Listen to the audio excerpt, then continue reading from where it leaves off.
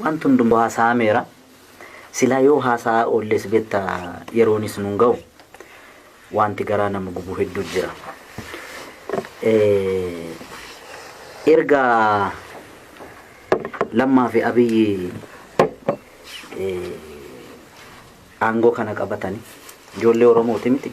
Oromummaan kun beektaa daabboo miti, abbaan fedhe sittiin gurguru, abbaan fedhe sirraan fudhatu. Oromummaan dhiiga. Wallagga keessatti nama 700 ol jiran Oromoo. Gujiif Boorana keessatti illee akkasi. Saba biraa dhumeen dhageenya beektaa. Qaama hidhatee lamatu jira. Tokko waraana mootummaati. Tokko immoo ijoollee Oromoo maqaa qabsoo bilisummaa Oromootiin ibidda baattee caakkaa keessa deemtu. Kana jidduutti kan dhumu Oromoodha. Oromoo qulqulluu Wallagga keessatti. Maal godhe? Cubbuun inni hojjete hin jiru. Yoo baay'ate ijoollee laga jirtu sana mararfata ta'a. Yoo baay'ate jijjiirama amma warra fidan kana Lammaa Magarsaa fi Abiyyi deeggara ta'a. Yakki isaa lamaan kana qofa. Maamarroo deeggarteetiin yookaan makalaakiyaa tajjeessa dhaqee maati? Maa Lammaa Magarsaa yookaan Abiyyi Ahmad mootummaa Abiyyi Ahmad deeggartaatiin ajjeessaa yookaan waraanni marroo jechuudha. Yookaan waraana Sudaan miti Wallagga keessatti dhaqee kan uummata Oromoo keenya nurkatti fixaa jiru. Beektaa yeroo baay'ee kan nagu akkatti isaan dhaabbileen Oromoo kun uummata Oromoo kana tuffatan kanatu naguba beektaa. Inuma naguban keessa kee. Artist Umar Suleemaan baay'een jaaladha. Waggaa 15 har'aa fayyaalessa namaati beektaa. Waan ittiin fakkaanne fuulduratti bahee kan aartiidhaan qeequ jechuudha. Yeroo sanatti kunnootiin kunoo taateen miidhee sirbaa ture sun sirbisaa sun maalirratti akka inni sirbe eenyu akka inni qeeqe walleessaa sanarraa nu hubanna beektaa. Dhaabbachuu qaba uummata keenya. Uummata keenya nu harkatti hin fixinaa. Sodaanne miti kan manatti ta'e. Daninnatiin wayyaanee otoo faana nu dhooftee nu faana deemtu biyya 21 irra naanna'eetan biyya tokkittitti kooluu galtummaa otoo hin gaafatiinan biyyatti deebi'e. Gantummaa miti kun. Silaa ormarraa otoo dhalanne nu faarsanii hin fixanne beektaa. Kasayyoon jedhee of faarsuuf. Sababuma maaliitiin Oromoon duuti har'a? Abiyyi Ahmad Oromoodha, qulqulluu Oromoo. Abbaan feete waan feete jechuu ni dandeessa. Maalis amma Amaarri ol kaatee Jawaar Mahammad kana isa koompitara wayyaanee raasaa bahe kana iyyuu Yamaniidha jettee miti inni rakkoo hin qabu. Abiyyi Ahmad, Dooktar Abiyyi Ahmad silaa imaanaa uummata Oromootti kenname 4 kiiloo fudhatee seene. Dhaabbilee Oromoollee kadhatee kan galche isa. Nama maqaa qabsoo Oromootiin qabsaa'u xinnaa guddaa hunda kadhatanii kan galchan Lammaa faana isaani. Waan saayikooloojii Oromoo kanatti bu'u, waan beeta mangistii kana keessatti hojjetamu hunda walitti bu'iinsa dhaabbilee Oromoo dabalatee walitti bu'iinsa Oromoo walitti fiduu kan hojjechuudhaaf maa Daawud Ibsaa faana hin mari'atin, maa Jawaar faana hin mari'atin, maa Mararaa faana hin mari'atin. Namoota isaan kadhatee galche kana hunda maa mari'atin. Hawultii Haayila Sillaasee Minilik miti kan seexanaallee achi keessatti dhaabuudhaaf maa isaaniin hin mari'atin. Waan inni godheef isatu beeka. Garuu Oromoo walitti buusa taanaan dhaabaa miti barkan uummata Oromoo asiin jijjiirama kana kan fide OPDOs miti, ABOs miti, OFCOs miti, OFDOs miti. Garuu qabsaaniiru karaa itti amananiin isaan hundi isaanii ABO'n umurii isaatti fixeera. Hayyoota Oromoo gameessa meeqatti dhabneera. Goota Oromoo bakka bu'aan qabni hundatti dhabneera maqaa ABO'tiin. Amma kunoo dheengaddaatti dhabaa jira. Har'allee kichuun Oromoo maqaa adda bilisummaa Oromootiin dhumaa jirti. Laga keessatti Oromoon dhumaa jira. Isaa miti. Jijjiirama kana akka Abashaan mangaanuun jette kanatti manguma kanatu yaa'ee wayyaanee dhukkee irraa kaasee qeetti galche OPDO keessa moo adda durummaadhaan yeroo ban Lammaa Magarsaan fuuldura bahee falmu sana bar OPDO keessa Lammaa Magarsaa qalchiisuudhaaf kan ishiin olii gadi shirrisaa turte hedduudha bar sajjeesisuudhaaf hin dadhabde malee lakkoofsaan jiru achi keessa har'allee harka lafa jalaatiin TPLF faana warri hojjetan miseensi isaanii jiru bar dhaabaa miti jara isaan kanadha kan uummanni Oromoo hordofee achi gala erga galaniin booda isaanuu garaa bal'atanii itti amananii Jaal Daawud Ibsaan umurii isaa qabsoo Oromoodhaaf fixe bar jedhanii dhaqanii itti kadhatanii galiitti qabsaan karaa nagaati wajjin qabsoof dantaa uummata keenya wajjin eegsis waliin jedhanii walii galanii dhufan ergas gaaniin booda isa gallakatti saniittiin doorsisu isa galchan immoo karaa ba'uu dhorkanii maaloo godhuun sharrii walirratti hojjechuun tuffii uummata Oromoo irraan kan ka'e malee yeroo kanatti siditti immoo anumti shiyyartuun kun ijaarrachuu nan danda'a gaangistar anumti shiyyartuun gabaabduun kun jaambuunis akka barbaade mandara keessatti carraa uummanni Oromoo magaala keessatti walii ijaaru kanaan nafxanyaan har'a meeshaa bitattee magaalatti walii ijaarte Oromoo qalaa jirti. Ijoollee keenya lagatti ittisanii waraana ficcisiisu jidduutti uummata Oromoo fixu kana dhaabsisuu dadhaban miti dantaa sabaa wanti jedhamu soba kasayyoon jedhe hin sobdi dantaa saba ofii dursuu yoo barbaadame kan garaa kee garaatti qabatte sababa kiyyaan uummanni Oromoo hin gaaga'amin hin beelayin hin du'in qeerraan godaaniin jetteetu gad of cabsitee dhugaa kee qabattee walii abboomamta kan isaan wal tuffataniin uummanni keenya dhumaa jira. By the way ji'a jaan booda waa lamatu jira dhugumatti personaali ani naman filannoon haqaa hin jiru sin jedhu jejjannoo sanarra hin jiru nama keessa kiyyatti korojoon hinatamu I am not sure miti kan qalbiin kiyya sodaattu qawweedhaan walitti yaa'uunsaan oolummanni kun yoo dhugumatti biyyattii kana keessatti Oromoon firan qabu dheera yeroo baay'ee akka arjummaa isaatti akka garaa laafummaa isaatti firan qabu hunduu kan isa nyaachuuf hamuummatudha. Yoo karaa nagaa milkaa'uu baate warri kanaan dura nu nyaachuu mi'eeffatan kun warri kanaan dura nu qoqqoodanii nu bubbuluu baran kun ammallee maanguddoonni aangoo gadhiisanii maqaleetti galanii achi taa'anii waanuma wuskii dhugaa oolan qofa namatti fakkaataa warra waggaa 17 bar dargii mormina jedhanii daggala ba'anii dhaaba meeqa gowwoomsanii dhufanii waggaa 27 aangoorra turan aangoorra gaafa turan waan saammatan sanaan hin ijaarratu bar waraan dhugumatti amma Oromoo waraana ijaarrateera ijoolleen keenya daggala jirtu amma dhugumatti humna Oromoo defendi godhu qabu Oromoon har'as ripheetuma lola sababa eenyuti kun sababuma tuffii uummata Oromoo irraa qabdu dhaabbilee Oromoo irraan kan ka'edha. Silaa Oromootu qawwee walii bitee magaala keessatti walii ijaare ulaa ishii keessannaa ishiin baatu gaaddidduu ishii irra dhaabbachuu qaba ture. Maal godhanga? Daggalatti ittisanii ittiin doorsisuufi ittiin loluun gargarii bal. Kan keessa kiyya nagu bukkan ittiin doorsisuufi ittiin loluun gargar Adaamaa keessatti waan ta'e argiteettate. Okay? Kanaaf akkuma sayyoon jedhe gadi baanee professionii keenya waa jechuun egaa yoo namni nuu himuu baatee waan callisneef ka sodaatti lakkaa'ee nu qeeqa ta'e inumaayyuu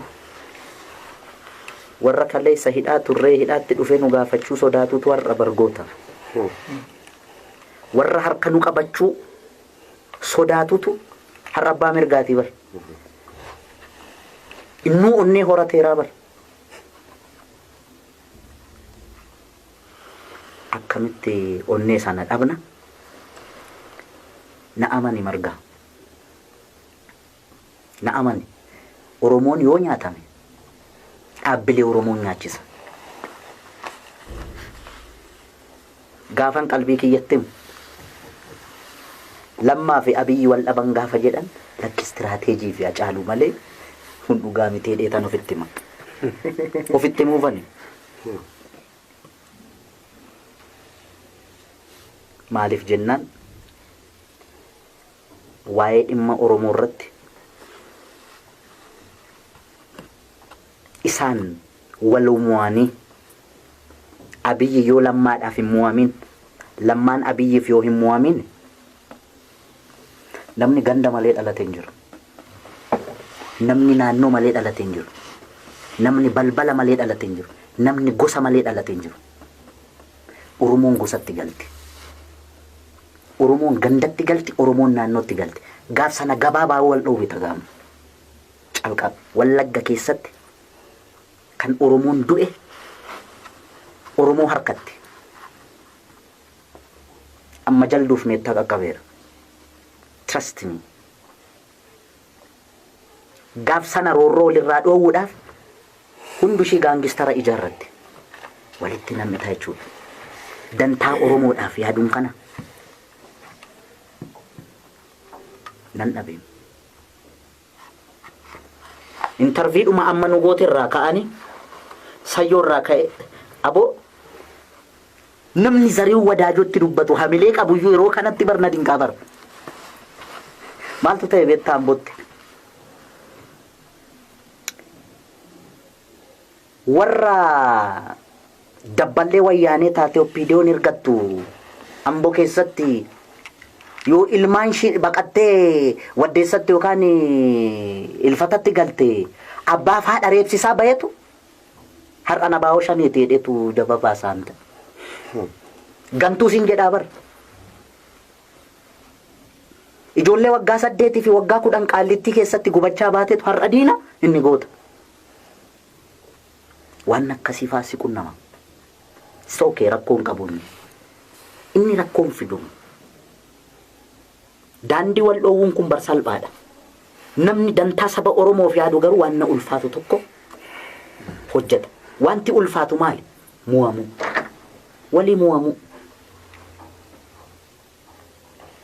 mu'amu silaa uummata Oromoo kanatu sakaanis dhiibee 4 kiiloo galche sakaanis alaa galche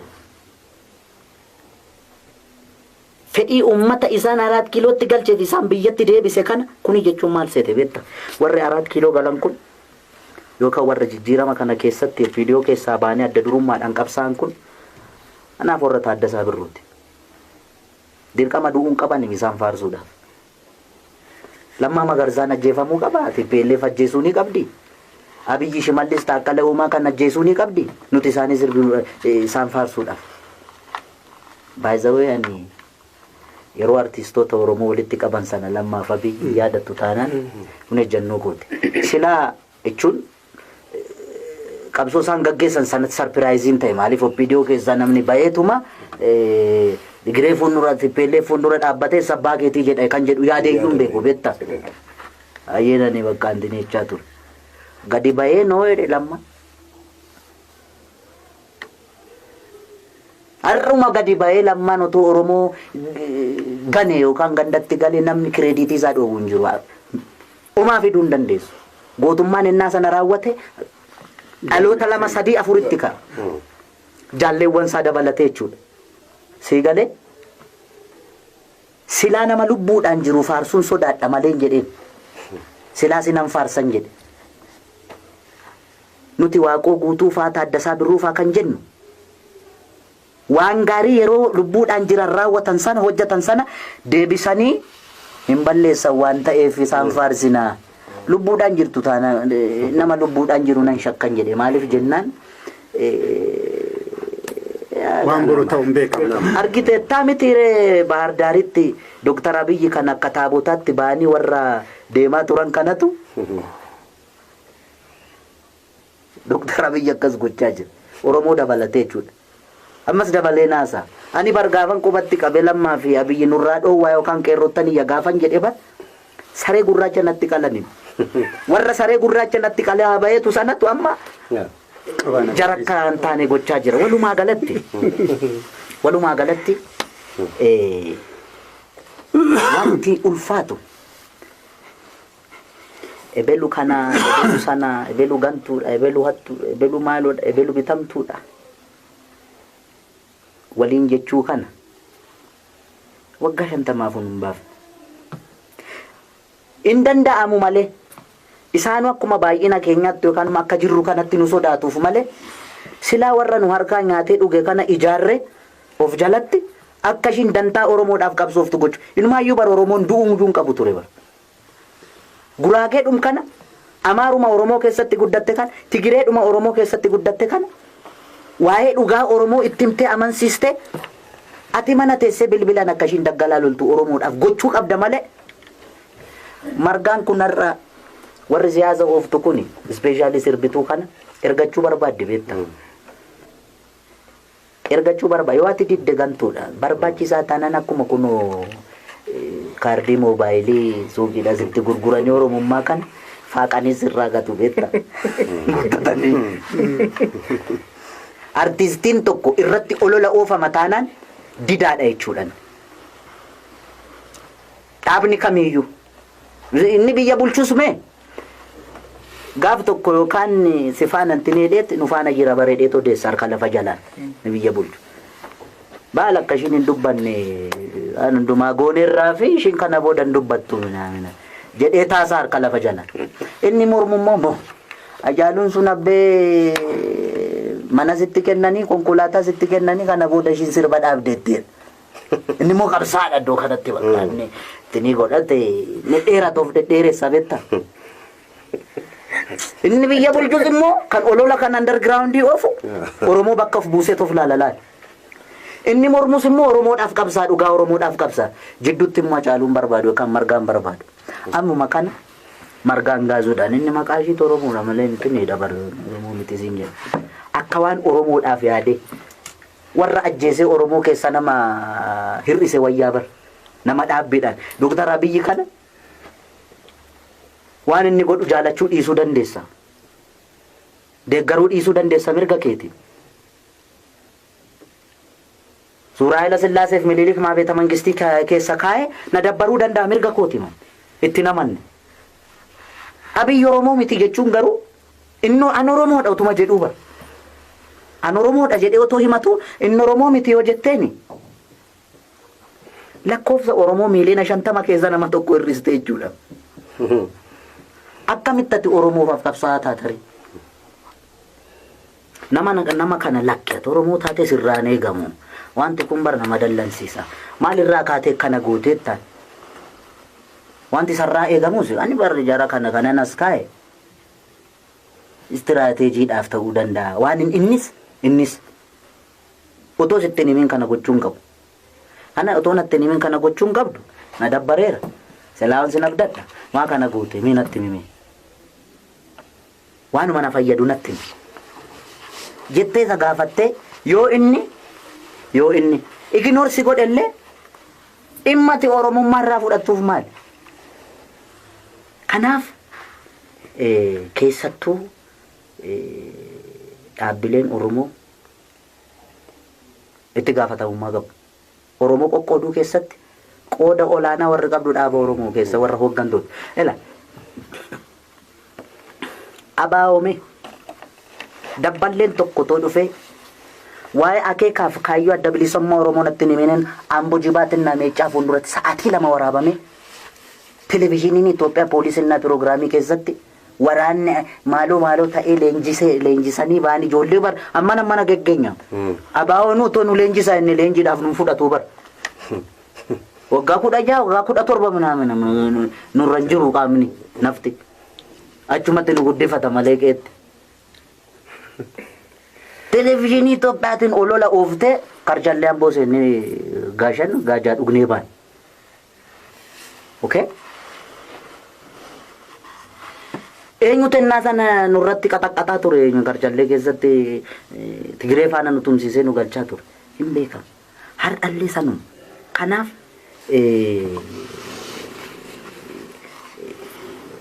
abaa'oo kana beektaa maqaa abaa'ootiin nagaduufi maqaa abaa'ootiin hojii kashan abaa'oo kana mee nadhii gammadaatti itti dhabamee bar laggasaa wagiitti itti du'ee bar laggasaa wagiin ajjeefamee otoo waggaan guutimoo ji'a jaame meeqa galaan bara la maqaa laggasaa wagii kaasuun nama ajjeesisu sanatti kaasne irra bar itti amanneeti goota Oromoo ta'uu isaatti amanneeti. Eeganoo dheengadda nu reebsisaa baateetu har'a maqaa abaa'ootiin itti keessa seenteetu Oromoo kana qoqqoodde beektaa. Kanaaf maqaa OPDO kanaanis OPDO ODP something kanaanis warra ummata kana qoqqooddee qircaa godhachuu barbaaddu kun ummata kanarraa dhaabbachuu qabdi tuffiirraa ka'a kun. Kanaaf dhibee guddaan kan jiru ormatti dabarsanii ammas carraa Oromoo kana kennan kun warra biyya bulchan warra dhaaba mormituu hoogganan hundi isaanii walii mu'amanii ummata kana luucceessuu qabu taanaan hin qabu malee by the way akkuma isaanuu jedhan luucceessanis luucceessuu baatanis qoqqoodanis qoqqooduu baatanis hundumtuu gaangistara mataa ijaarrate biyyattiin kun akka biyyan taane godha malee